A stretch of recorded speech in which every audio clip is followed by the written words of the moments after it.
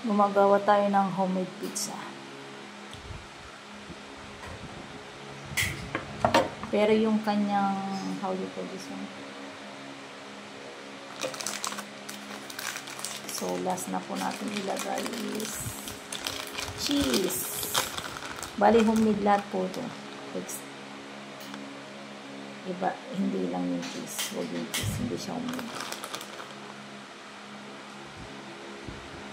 Pero yung, hayo po, salami, ginawa din po yan.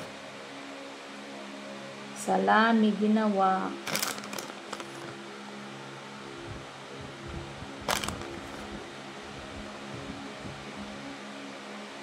Dapat overloaded yung cheese para daw masarap. Yun ang sabi ni Boss. Kasi gusto niya overload.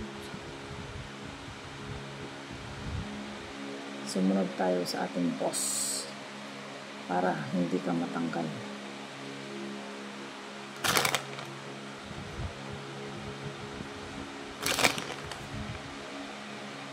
Diba? Oh guys, tapos na. Oh. Patek, Alice God.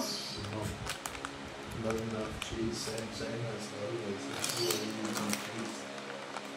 Always you want to keep cheese out of the Gusto niya overloaded na cheese. So, lagyan natin siya ng umaapaw na cheese, guys. Nang hindi magagalit ang ating bossing. Ganun po talaga. Ayan. Gusto niyo po ba ng malakas na boses? Malakas ang boses ko po. Kaso hindi ako makapagsalita pag si bossing nandito.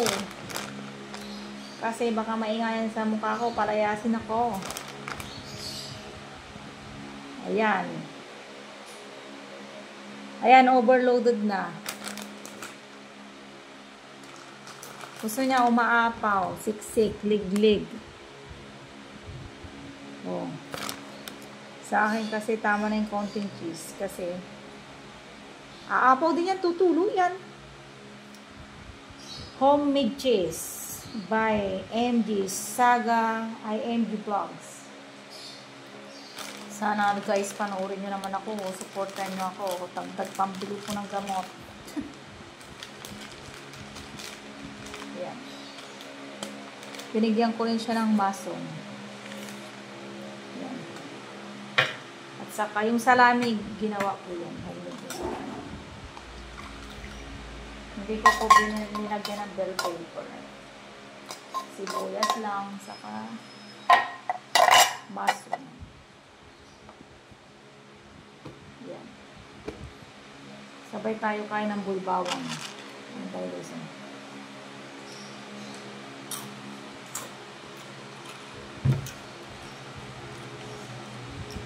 Ayan. Okay na yan guys.